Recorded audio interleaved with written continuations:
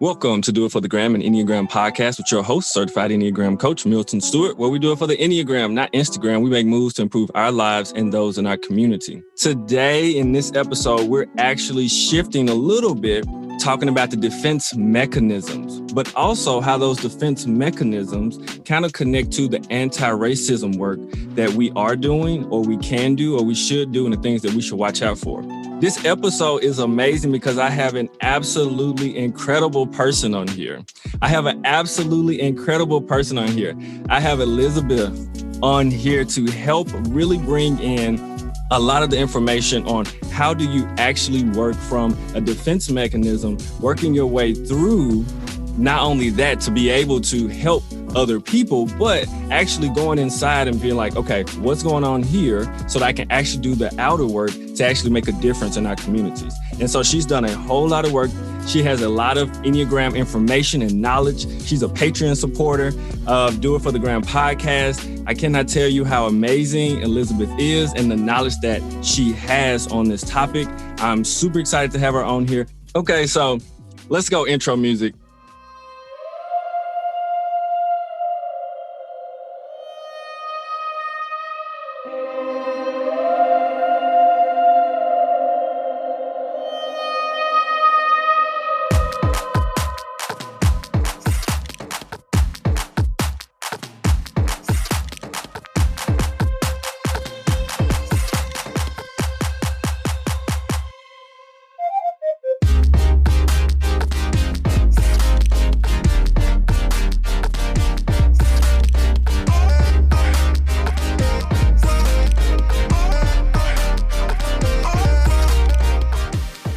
And it's totally okay because that was bomb. That was really good. So now that the audience knows defense mechanisms, and I'm coming off a series in the Do It for the Enneagram podcast, talking about anti-racism work and systemic racism. So let's bridge a small bridge here to actually talk about how anti-racism looks per type, like things we should watch out for and things that we bring that are beautiful, natural to the space. What number do you want to start with?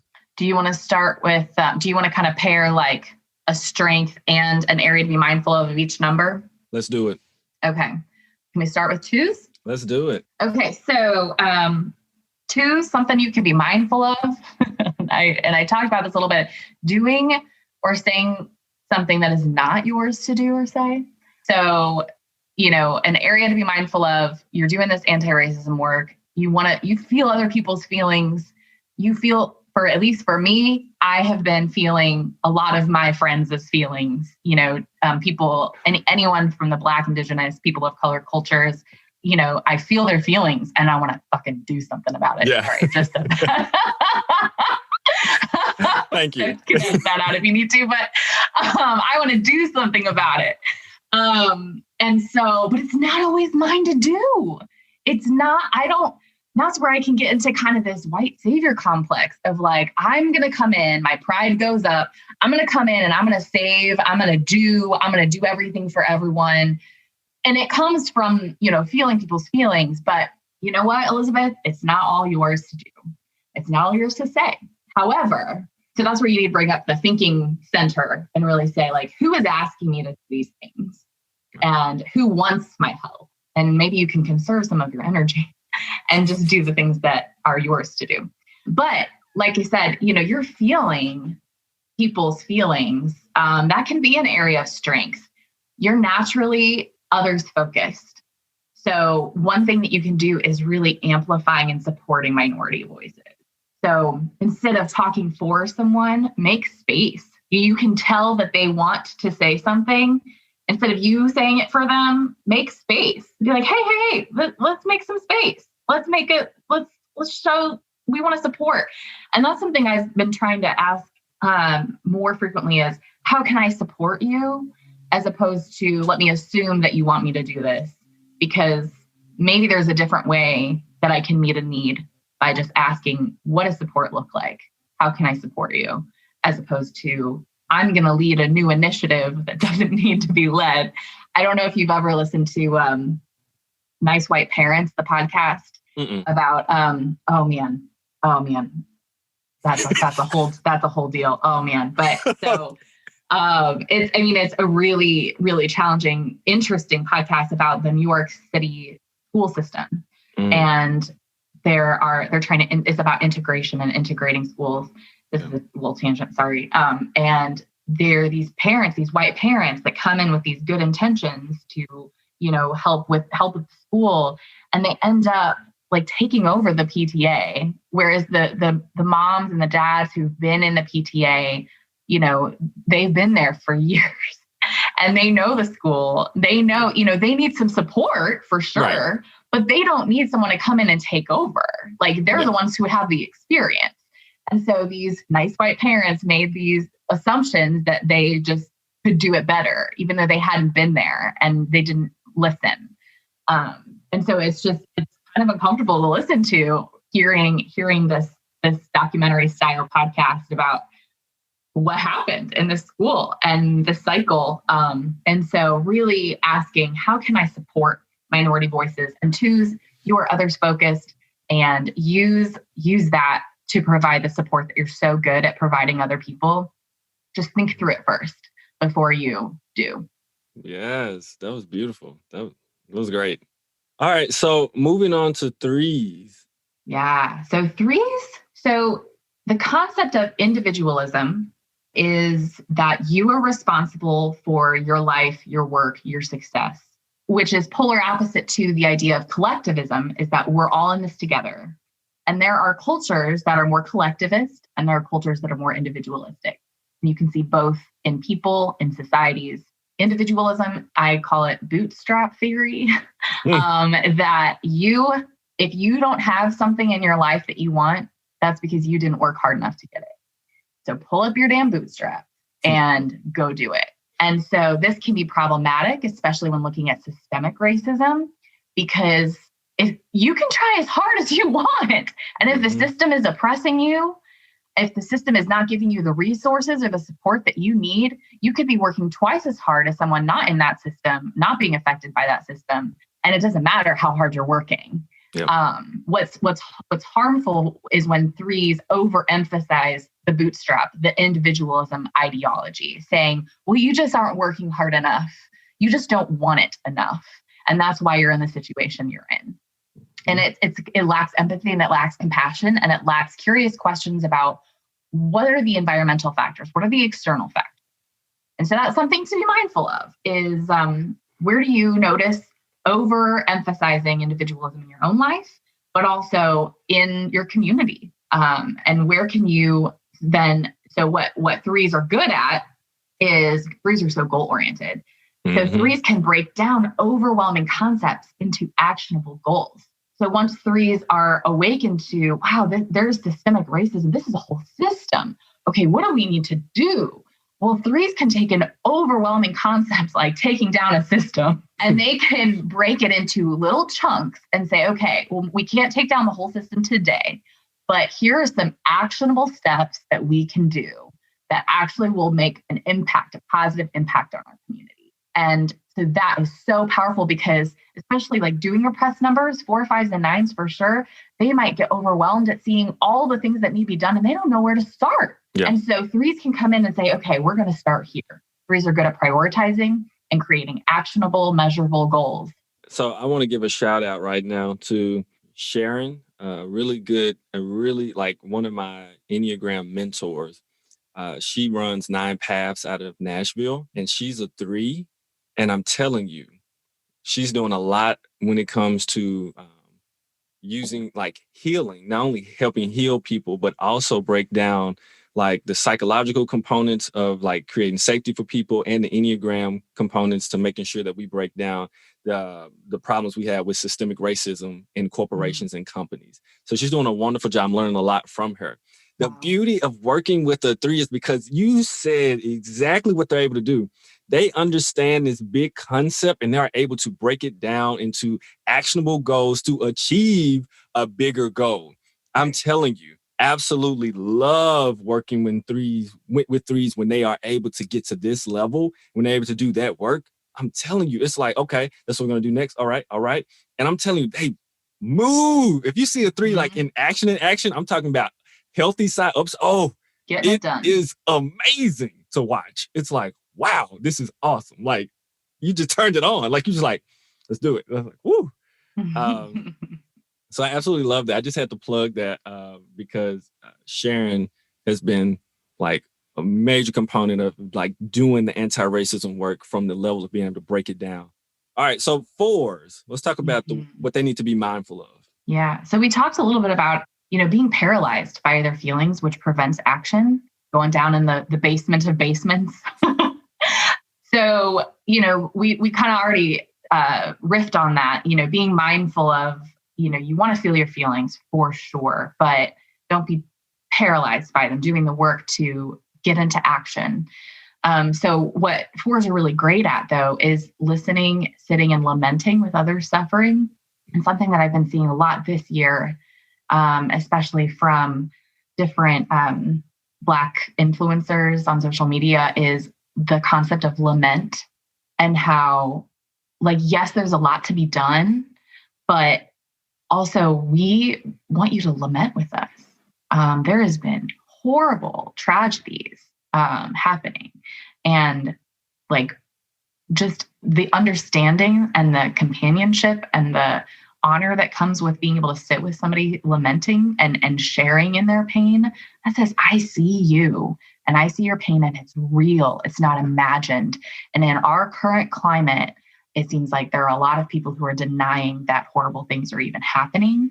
And so lamenting gives validity to the suffering.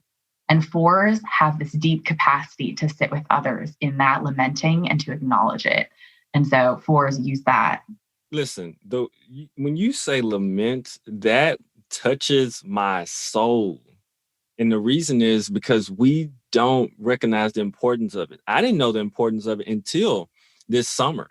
Mm-hmm. I was invited to like a healing community from an Enneagram teacher, another one of like my really good mentors in the space, Dr. Eggerton. She called it like it's like a healing session. And I was like, a healing session? What's that? Like naturally my mind was like, healing, like I get like we need healing, but I'm like, wow, but the idea behind it was it was a mix of people from around the world. It gave people, BIPOC people, a voice to be able to speak to how they were feeling, things that was going on, things that have been happening. And I found it amazingly healing and helpful. I was like, this is crazy how important it actually is. And so for fours to be able to do that, like you said, it is so needed. Oh my goodness. It is so needed to be able to like tell your story or express what's really going on and to have people actually listen and value what you say. And like you just said, really see you for who you are, not for who the TV says you are or even who your personality shows up as, but who you really are.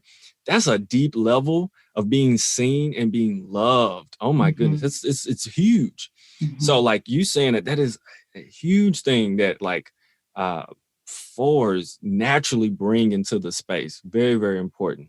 I will add this little tag on. So fours in kind of autopilot space, they're going to be naturally more inward focused, but when they're doing their work, they can be outwardly focused. And so when you're sitting and lamenting with others, you're not in your own basement.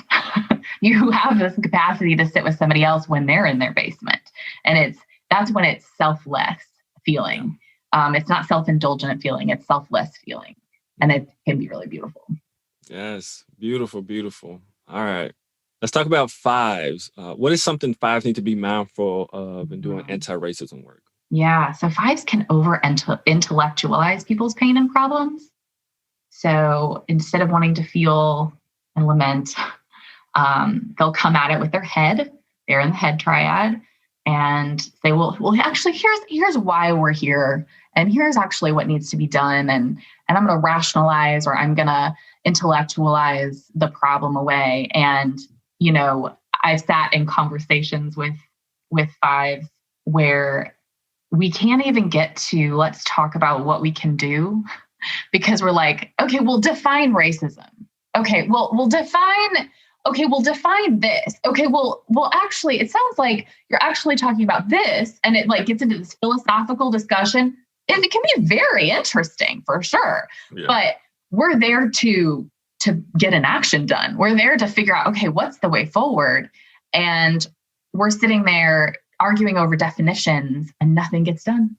That can be just something to be mindful of, fives. But fives are good at research. Fives are good at being objective. To use that, research all the sides, not just the side that you identify with, but, I've been having conversations with people how, they're really stressed with just media and the news. And they're like, every side is biased. Well, yeah, we're human. So anybody who writes a piece is going to be through a lens, like, especially knowing the Enneagram. Yeah, absolutely. Every piece is going to come through a lens. Every news article is coming through a lens. But so what do? We look at we try to get as many lenses as possible and then see what are the common themes that are coming through here. And really trying to, fives are good at being objective. They can be that kind of neutral Switzerland.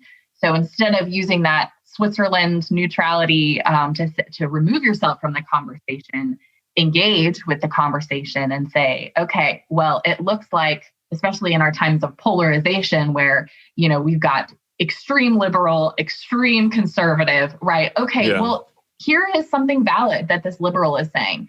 Here is also something valid this conservative is saying, right? Mm-hmm. So how can we bring together through the research, here are the themes, here's the facts. Okay, now let's move forward. That's where fives are going to be excellent. Absolutely excellent. I think you hit that nail on the head perfectly. So let's move on to the six. What are some things that sixes need to be mindful of in doing anti-racism work? Yeah. You talked a lot about how sixes can be paralyzed by their fear and their anxiety. And that prevents action, similar to how fours can be paralyzed by their feelings. I think sixes doing some of that heart work, like you said, instead of just thinking about your feelings, actually connecting with why am I afraid to engage, and the work of sixes learning to trust themselves and engaging in work, even if it's not the A+, 5-star work that you would hope it would be, even just a little bit is a good step. Sixes, are really good at asking questions. They also are one of the numbers that sees the common good, and they care about everyone, the common good. And they're probably one of the more collectivist numbers, I would hypothesize. So they want the whole group to succeed. They want the whole group to heal. So sixes can ask the hard questions on behalf of the collective good. Is this good for everyone? Sixes, since they can see the holes, they're really good at risk management. You present them with a theory and they're going to see where the theory doesn't hold up. You can present them with a plan and they're going to see what might go wrong. So use that for good. Ask the hard questions, so we have, problems with our healthcare system. Okay, bring in a six. And they're going to say, okay, well, yes, this is going to work for this group of people, but what about for this group of people? And they're going to advocate to make sure that everyone is included. And I think that's a really great strength. Oh, yeah. One thing I would add that sixes might want to be mindful for, and especially sexual sixes, I think they're naturally, sixes are able, like you said, to see the holes in things that people say, or, their brains can naturally think of like if everybody's going one way, they think of like, what about the other way, and they present it. And so I think being the way that they, I would say, encase their words or their questions would really help in situations, because I would think, and a lot of times in these situations, sometimes they say it literally what like they may feel, and it may be the opposite, because they're questioning. They're not like going against, but they're questioning. And sometimes it comes across to groups maybe as they're going against them with this question. And that's not what they're necessarily doing. They're just really trying to think about like, did y'all think about this though? Because I mean, you need to include this. This is like a hole in our argument, And so just the way that they nest their words or their questions that they have for groups and people, because everybody doesn't, process things the same, and so they may think of it as like, oh, they're against what you're saying. What are you saying? And it's not what they're doing at all. I would say that's just one thing to be mindful of as well with the sixes, how you encase and nest your words and your questions to people. Because there's always a way to say things to get people to buy in a little bit better or to be a little bit more open to what you're thinking and saying. And I think sixes, if you can share your passion for the collective good. I'm asking these questions because I want everyone to belong and be included to succeed, right? Our goal is to get everyone on board. Great. So here's some questions I'm going to ask because it might be preventing the common good. And so if you share, hey, this is my goal, this is why I'm asking these questions. Like Milton said, I'm not going against you. I'm not trying to be to drag you down here. I'm really just trying to make sure that we are including everyone. I had to learn the hard way as a 7. I worked with a 6 very closely. And I thought he was doing the opposite, coming against me, but he wasn't. He was trying to make what I was saying or doing better. I was like, I just couldn't tell. I was like, stop popping my balloons, bro. Like I'm trying to fly in this mug, you know? But I learned a lot from him. And I especially learned when he was 6, I was like, oh, this makes sense. He's trying to make what I'm trying to do better, you know, and just really help me think about it. So, all right, let's move on to this 7. What are some things they need to be mindful of in doing this work?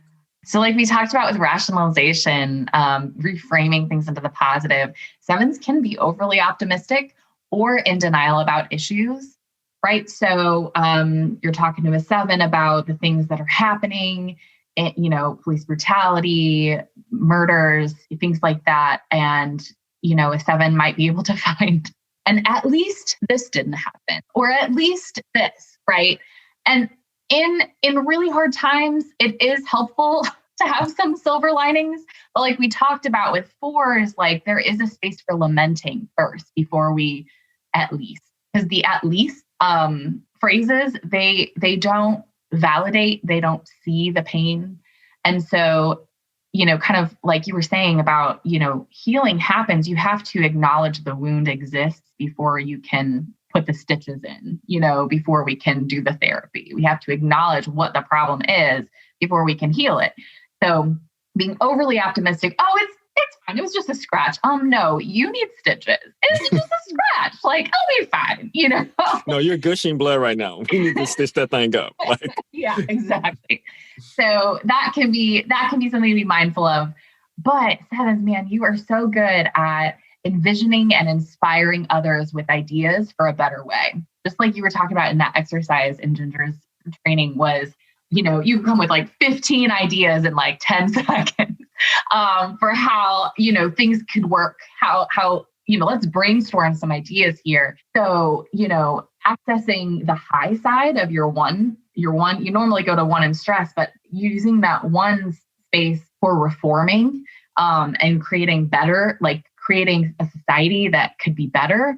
And 7s are also idealistic. And so if you can acknowledge where we are now and acknowledge the hard pain, but then cast a vision for where we're going, and that's inspiring and that's hopeful and that's joyful, people can catch that vision and be willing to do the hard work to get to a better place. Something I would add, because that was great. Something I would add, like to be mindful for 7s is not only the being overly optimistic, but like if 7s like check in with their heart first to be mindful before they speak. Because, and that means a 7 has to slow down, especially in situations where things get, especially in anti-racism work, oh my gosh, but in situations where things get very tense and they feel them emotionally strong, it's like to check in with your heart. One thing I do is literally put my hand on my heart so I can actually feel the emotions from this area in my body. I'm like, hold on, because I'm about to come from my head in a second, and this is not, I need to come from my heart as well. So when I do that, then I can actually communicate from my heart about the situation and think about it. Because you said it perfectly, like because of the structure of the 7, like you said, like it's got these areas, these stitches, but it's actually a real deep wound that I haven't like attended to. And 7s can overlook it, right? And when you don't take care of it, 7s more particularly, then there's like this thing called anger that actually exists, and pain that exists under that. And I noticed that so much this year, that like my natural 7ness over years has buried like all my racial trauma in my psyche somewhere. Yeah. And this whole summer has been about going to find it, uncover it, and actually deal with it. And so it's been powerful to actually be able to sit with and be like, oh, dang, that did hurt when that happened back in this grade, when, you know, somebody, you know, clenched their purse closer to them just because I walked by. When they locked their doors because I was like jogging with my team, but I was the black person. So they was like, ooh, let me lock my door. All this type of stuff, little bitty stuff, even big stuff. You know, I had to really bring this stuff up and be like, oh, that hurt. So yeah, I would say definitely being mindful of like reaching and touching your heart and pausing first and really coming from your heart and not your head. Big deal. And then how it connects to you as well, because we're talking about this inner work. Because I know the social 7 can sometimes reach out for other people's pain and not to their own, and notice what's happening inside themselves. So they have to be careful too, because they're like, I do reach out, I'm doing, but yeah, it's like you window shopping with other people's emotion and pain in order to avoid your own. So let's not do that either. Love that window shopping. Our social 7's the one that can look like 2s. Oh yeah. Yeah. Oh yeah. Yeah. And then I think with something I've noticed with the anti-racism work, one of the strengths is that 7s can communicate. And you talked about this, some like hard topics in a way that is digestible to people because of the energy they bring. So it's like, I'm going to talk about this hard topic, but the energy I bring is going to keep you engaged. And it's also going to like not necessarily turn you away from it, you know? So that is like one of the, I would say definitely a strength that I've found in myself, let's be honest, and some other types of 7s where I'm like, oh, there's some energy, you know, there's some buzz, like, oh, okay, I'm listening. All right, I'm hearing you, you know? So I think that's just another strength that 7s bring to the anti-racism work as well. Tangent, have you watched Ted Lasso? Mm-mm. It's on Apple TV. It's Jason Sudeikis. I can't decide if he's a 2 or a 7. I'm leaning towards 7, but he's a coach. Okay. Of a soccer team in England. Oh, not okay. A coach.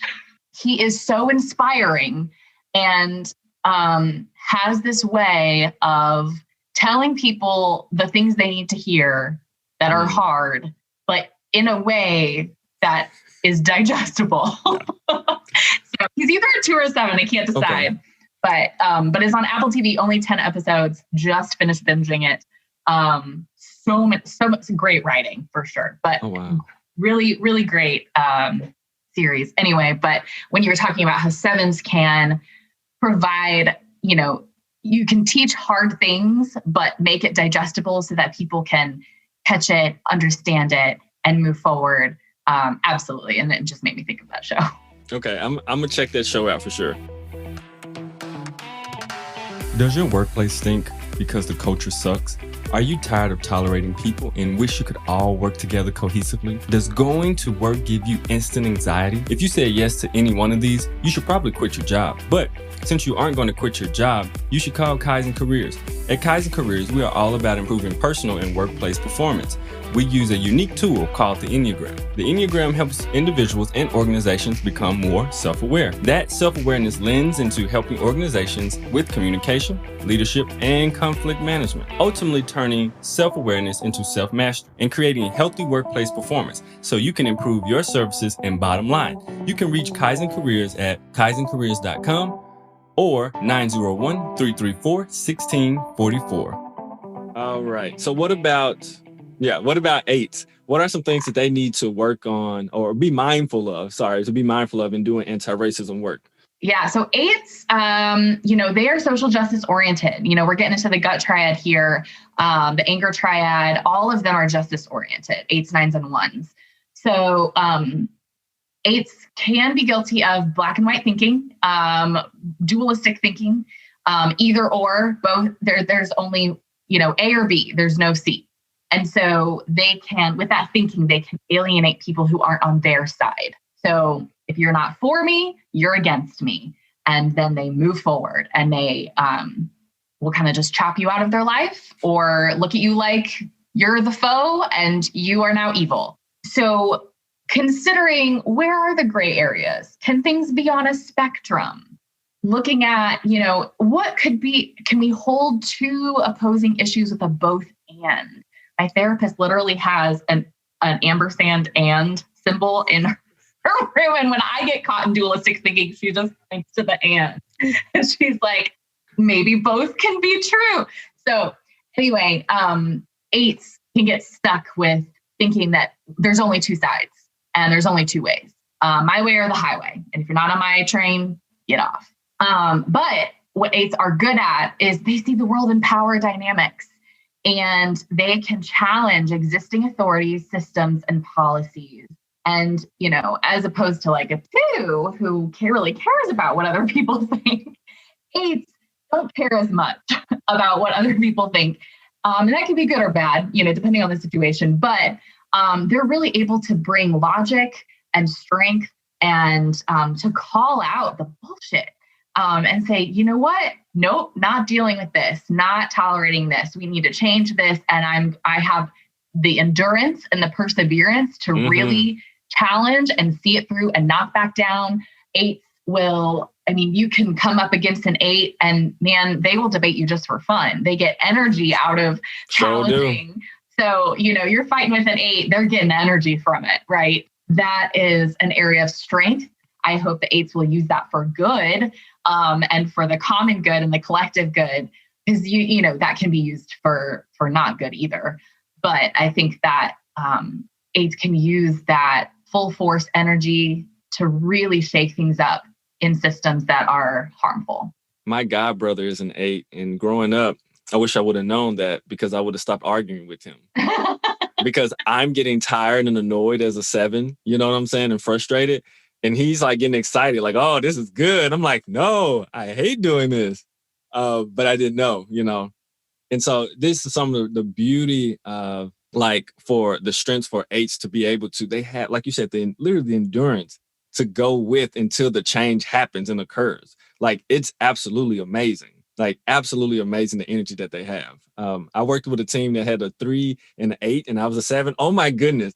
Oh, I didn't have to lead any. And I was totally okay with it. We were rolling because we were just doing stuff, we was moving, we was getting things done. I was like, oh, this is so cool. Like, awesome. Like, the energy was just vibing with them. I was like, I love this. Absolutely awesome.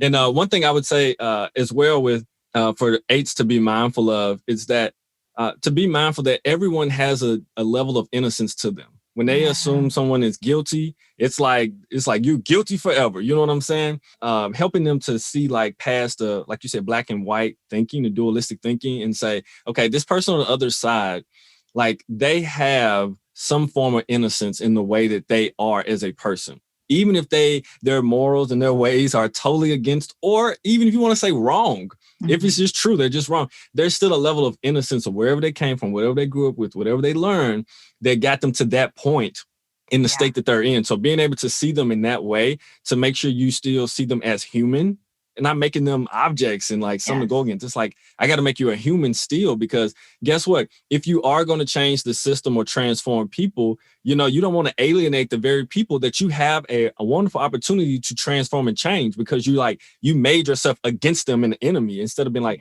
no, we see things differently and these things are better for these groups of people and we're really trying to help. So that is something to be mindful for as well with the 8th. In my workplace, we had a discussion on what does the road to redemption look like? There were a lot of people talking about, I'm afraid to say something. I'm afraid to try something new. I'm afraid to engage in anti-racism work because I'm afraid I'll do something wrong and then I'll be cut off forever. And so, we talked about different celebrities that have been blacklisted or canceled. We talked about cancel culture and what does it look like to come back from that? Is there a way to come back from that? And then how do we as a community need to be open to when somebody is actually doing their work and, changing, and can we reconcile? What does that look like? And so I think that can be difficult for 8s once you've been betrayed, you've been angered, whatever, and you just chop them off. You're not open to seeing a change. You're not open to seeing maybe the new person. Because people are dynamic. Some people don't change, but some people do. All right. So what about this 9? What are some things that 9s need to be aware of as they are doing anti-racism work? We already talked about that narcotization, just kind of the numbing out to when there's a problem. Also being paralyzed by indecision. So there's a beautiful thing about 9s is that they see at least 2 sides to everything. So you talk to a 9, they're like, what should I do? And they're like, okay, well, they come up with option A, and then there's option B, which looks equally as good as option A. And then there's also option C. And then there was option D and E. And, if you're the type of person that needs an option F, that's fine too. And so, it's really difficult when they're trying to, 9s it's hard for them to prioritize. And so they get stuck in, I genuinely don't know which one outranks the other in terms of decision making or prioritization. And so you can get stuck in your head, similar to 6s getting stuck in their head with anxiety, or 4s and their feelings. 9s getting stuck in inaction because they don't know what decision to make. And so 9s, we talked, the strength is really considering issues and seeing things from all the sides. I would say 9s, pair yourself up with someone who is good at making decisions, and they might be able to help you learn how to prioritize and how to decide things. I will say too, getting in touch with some feelings you may have fallen asleep to might motivate you. 9s are usually afraid of their anger. 8s, their anger is outright. 9s fall asleep to their anger. It's like they don't even know that they have it, right? I think anger is one thing in 9s that actually can create action. Getting in touch with your body, going for a run, doing a workout, doing some yoga, anything that gets you in touch with your body and gets your body moving, that will also help get your brain moving and your heart moving and engaging with the world instead of just stuck in your head, being paralyzed by inaction. One other thing that 9s are good at is they are such great mediators, really hearing all the sides and saying, okay, well, it sounds like this is valid, similar to how 5s can see, can be neutral. 9s really make you feel heard and not judged by your side. They create this like circle of acceptance where every opinion is valid. So how can we come together as a team, channel some positive 6 space, instead of going to the paranoia side of 6, go to the positive side, the team-oriented side of 6, and create some consensus. Yeah. Get everyone on the same page. I think 9s as leaders, when you see a 9 who's a really good leader, they are great at that, creating consensus in their team. And I think that we need that type of leadership right now. Yeah, I think, oh my goodness. I think in the NBA, Adam Silver, the NBA commissioner, he may not be a 9, he might be a 6, but I think he's a 9. The way this man has brought the community of the NBA owners and everyone together for everything they keep doing. I mean, it's kind of unbelievable to have a person over an organization doing it that way, that well, that big in the public eye. And whenever he speaks, he's honest, like if he don't know something, he don't know it, but he values everyone's opinion and everyone has a spot at the table. That's 9-esque qualities like they bring to situations, and which I think is absolutely amazing. Like you said, they have to be mindful of, and I think something to check in with, especially doing anti-racism work, their own inner work, they have to touch anger.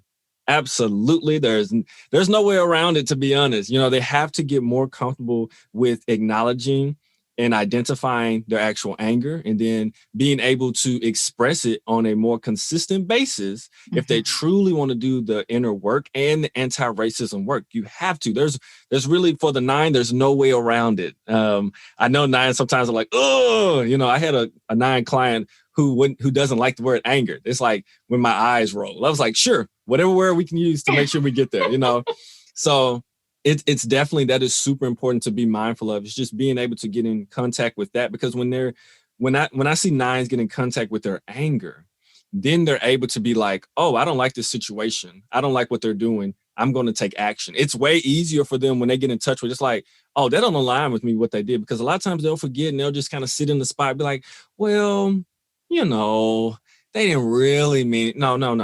They'd be like, I can't be a part of that if, because that's a different thing too. It's also being a part of certain things. It's not even necessarily like going out and just making sure you stand in front of people. It's like disengaging with people and situations that may be hurtful or harmful to the people in the communities you want to protect and care for, so that's also a part of it as well. So for 9s, getting and engaging with that anger, it's a must. Yeah. Sorry, and 9s. I like how you said on a consistent basis too, because, usually at first when 9s start trying to find their anger, it can be pretty explosive. Yes. And it scares them and everyone around them. And so, anger management, I don't know, that's something I want to look into a little bit more, is like how to help 9s explore their anger in productive ways that are impactful in helpful ways. for them and the communities around them. And so then if they're engaging it in small, consistent ways, they're letting the steam out of the pot in small areas instead of all of a sudden exploding and just all at once. Yeah. And so that also practicing with that anger a little bit at a time helps you develop more control. It's like you have the force, and you need to wield the force. You need to use it as a sword, get your lightsaber out and be a master of it instead of letting it master you. Good job clarifying that. That's beautiful. Love that. Let's move on to the one. I know they've been waiting for a while. Yeah, thanks for your patience, one. What are some areas that, that ones need to be mindful of in doing this work? Yeah, so similar to how 8s can get stuck in dualistic thinking, ones can get stuck in dualistic thinking too. However, theirs is more of a moral compass motivated. So really labeling things as good or bad, right or wrong.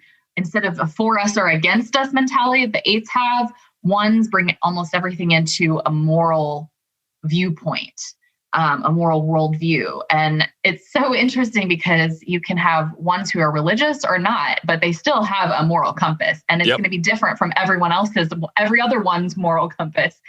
So Enneagram work is really helpful for ones because it helps you see that, wow, there are a lot of lenses in the world. And there's more than one way to approach things. And sometimes people aren't right or wrong. They're just different. Having some patience and some empathy and some space for people's moral compasses to look a little different from yours. But you can see areas for reform. You can see a better world, similar to how 7s can see the idealistic view of the world. Mm-hmm. Ones can also see that too. And one's anger comes from living in a world that is not perfect and being in a human body that is not perfect.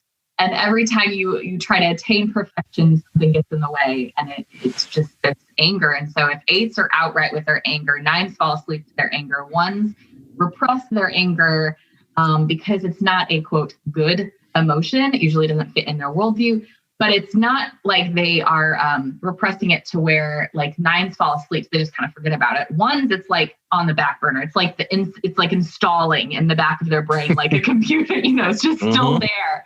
And so it kind of just leaks out as resentment. And so instead of engaging with your anger passively and just being resentful and trying to guilt trip people into action, no, like use your passion, use your vision, and challenge in respectful ways and say, no, actually, this could be better. And this is a system that is harmful. This is an organization that is not living up to its potential, right? And we're going to reform, and we're going to come up with a logical, practical plan that can move things forward. Yeah, I love that.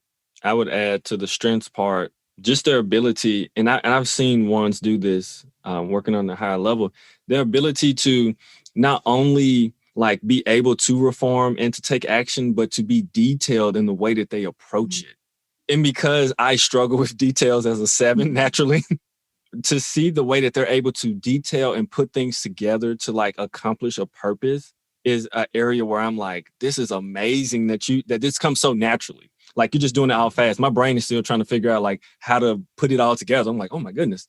And I absolutely love that about the ones and the strength that they naturally have. And they may not even know it. It's just a part of what they do, but like it's a strength because I struggle on details to organize certain things. I really do. So there's a huge strength of ones that I definitely wanted to mention in the anti-racism work and their own personal inner work at times too.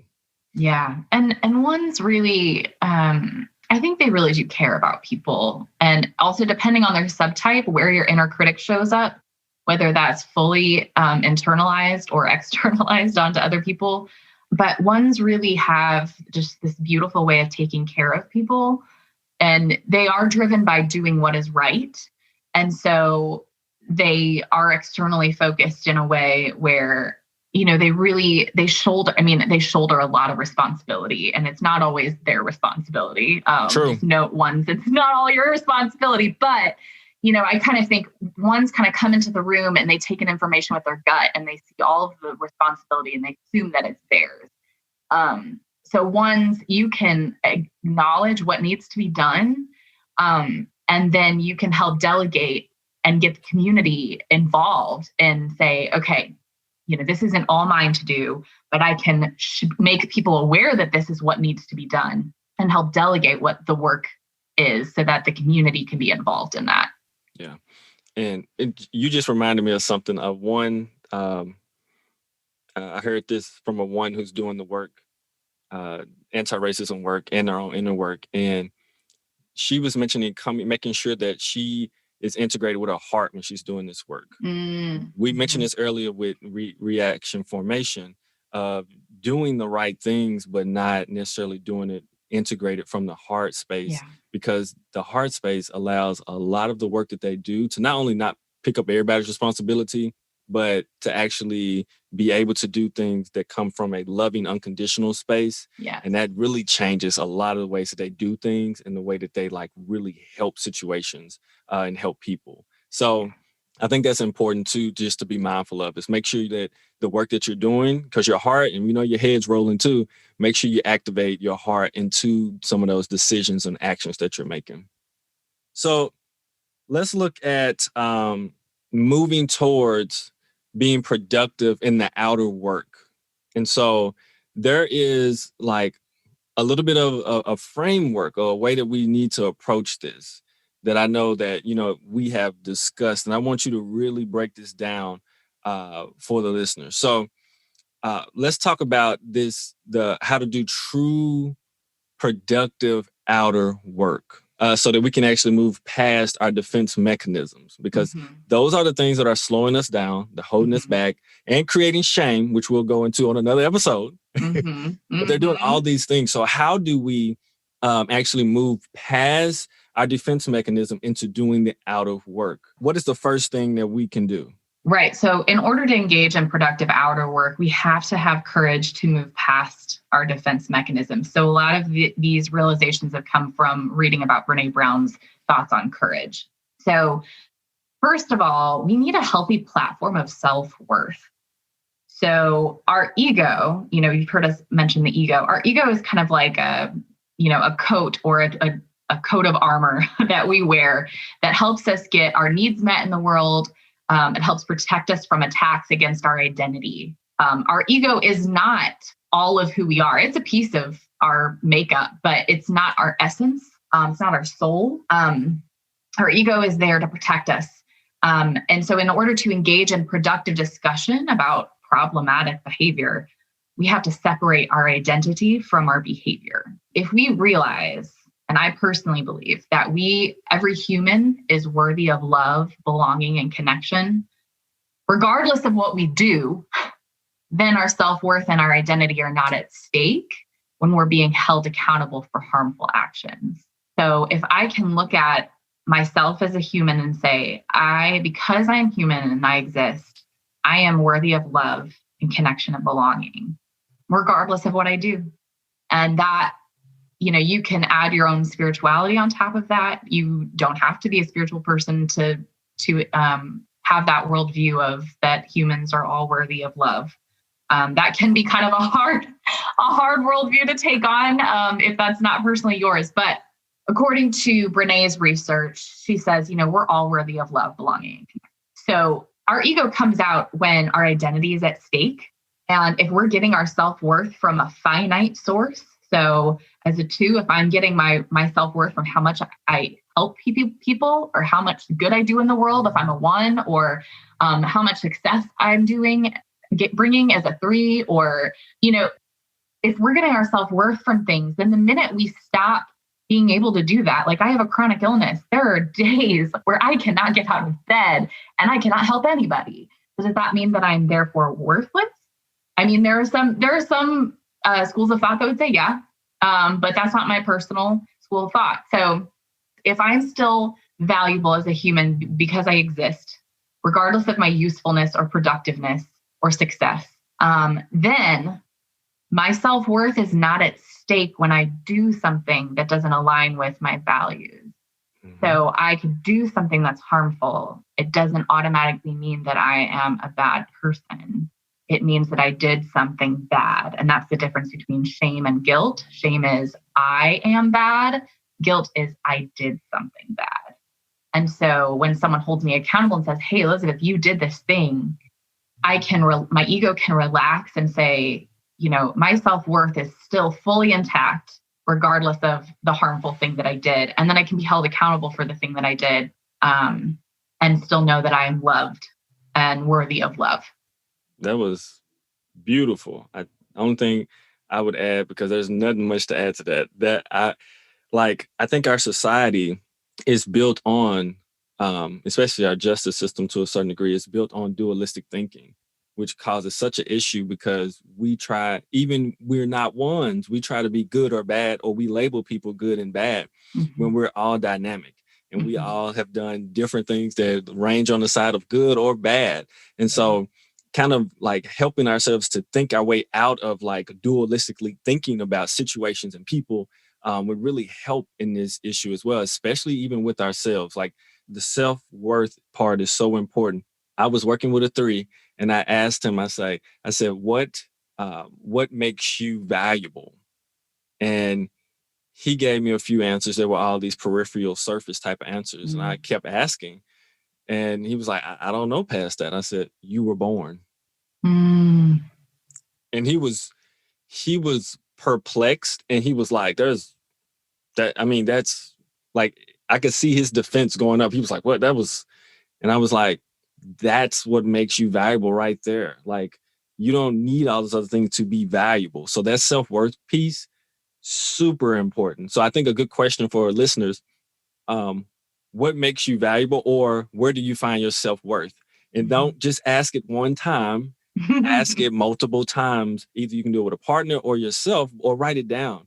Why are you valuable? And or like, where do you get your self-worth? And just keep going, because you have to go deep under the layers. There's some really surface layers we have, but then it's like, so you have to really get below that and develop some of your self-worth.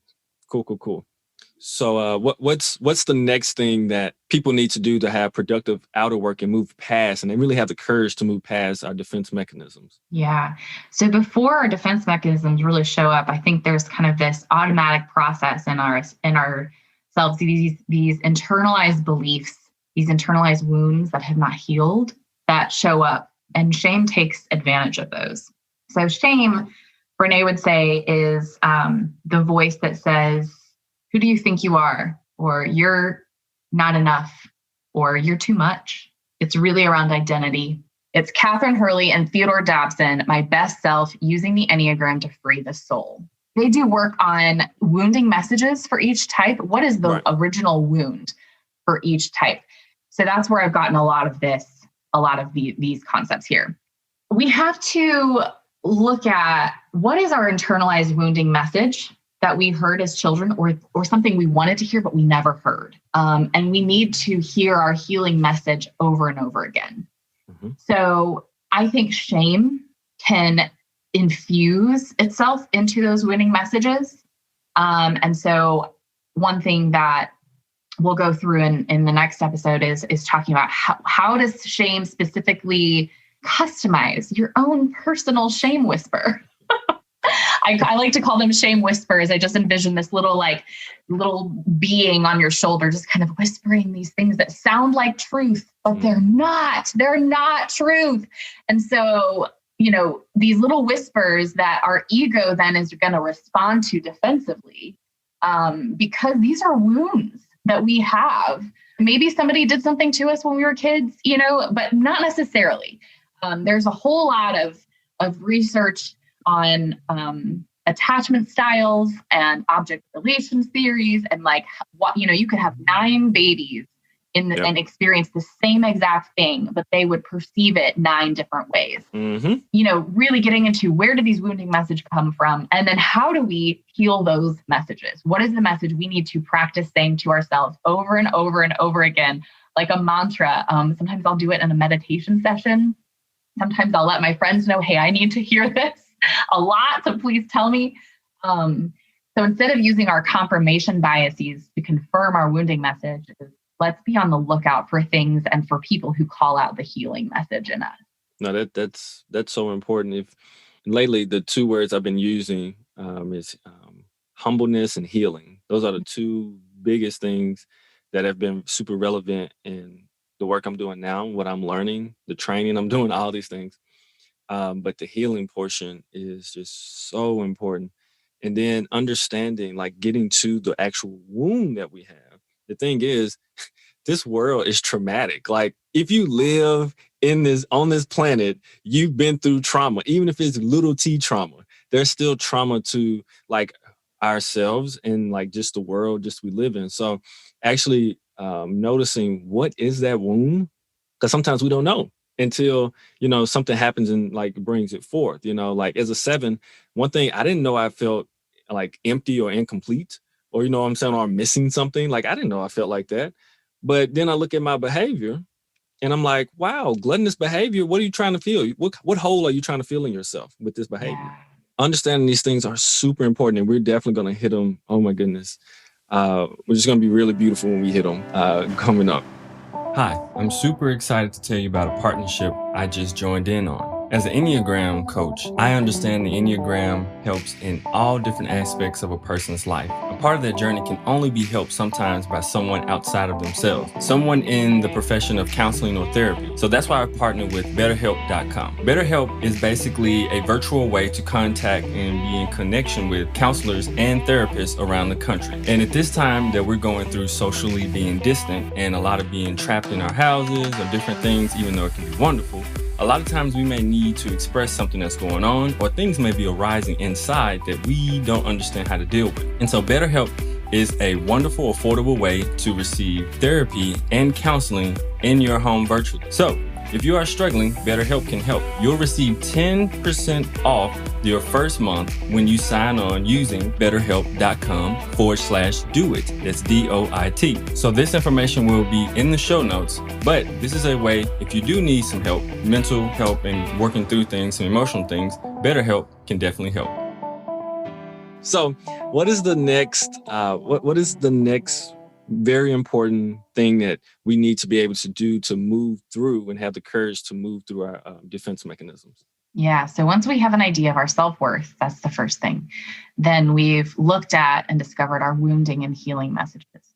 The third thing would be to look at, how does ego show up? What are our defense mechanisms? And we went into those really, really detailed earlier. So identify our ego's defense strategies. So when Shane starts to whisper, our ego comes out to protect us, like we've talked about.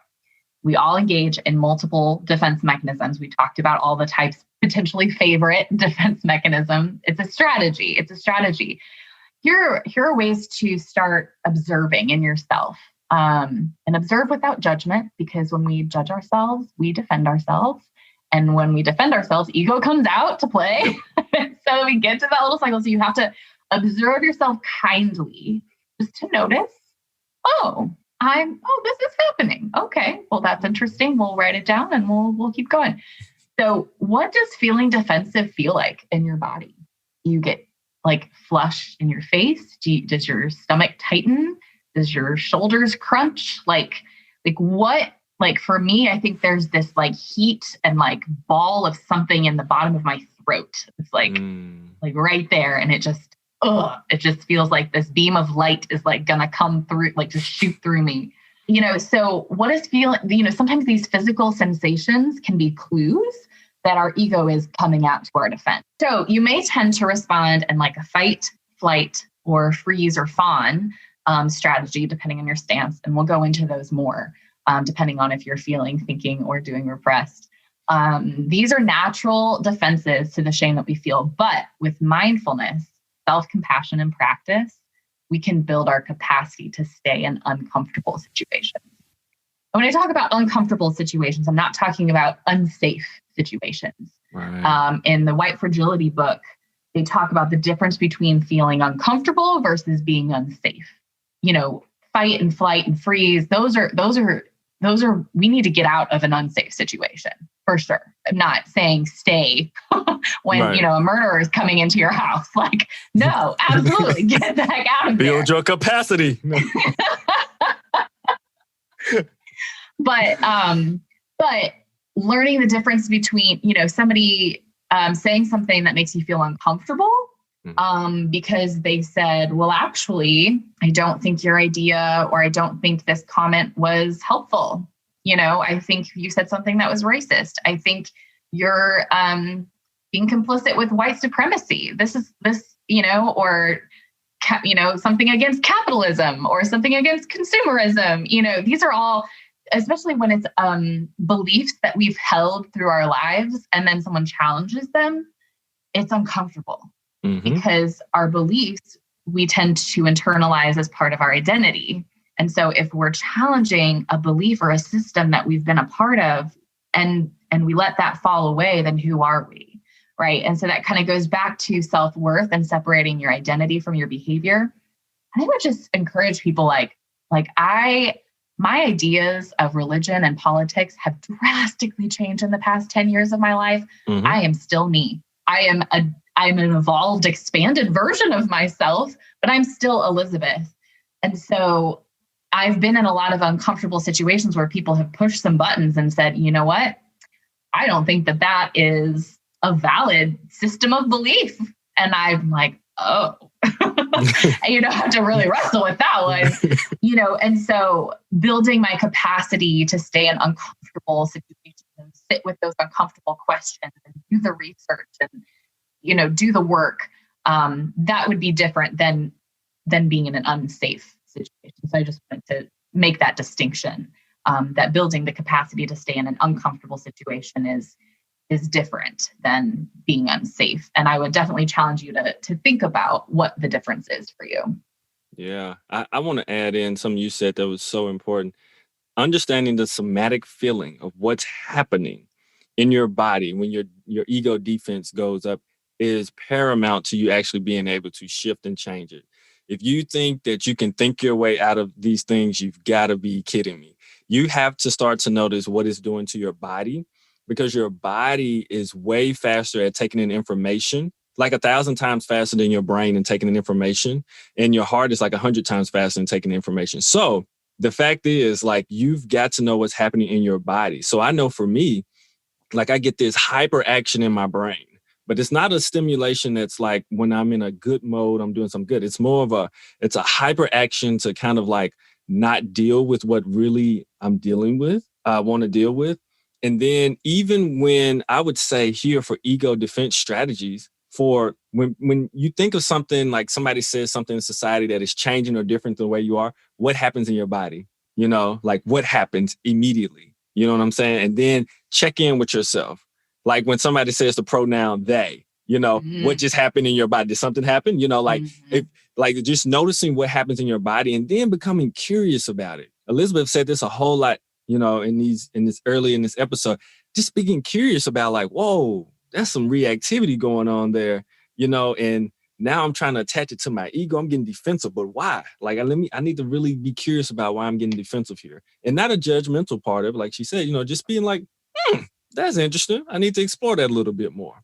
Cool. All right, Elizabeth. So what is the next thing that people need to do to have the courage to move through the defense mechanisms?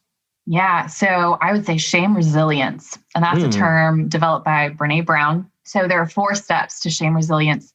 Name it, talk about it, own your story, and tell your story. The reason she talks about this is because shame likes to live in the darkness and in secret.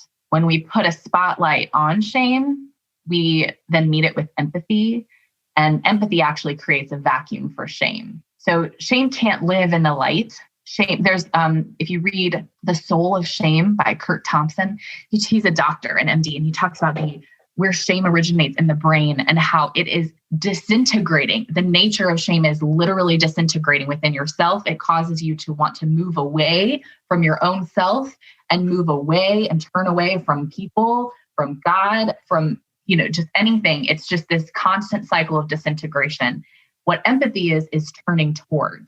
And so that's the antidote to shame, is turning towards yourself, to others, to God, whatever is you're feeling the tendency to move away from. Empathy is going to be that antidote. So when we talk about the really horrible, shameful feeling that we're feeling, the thing that we did that we feel so ashamed about, when we find someone who has earned our trust, who has who is that person for us, we can name it. We can talk about it. We bring it to the light.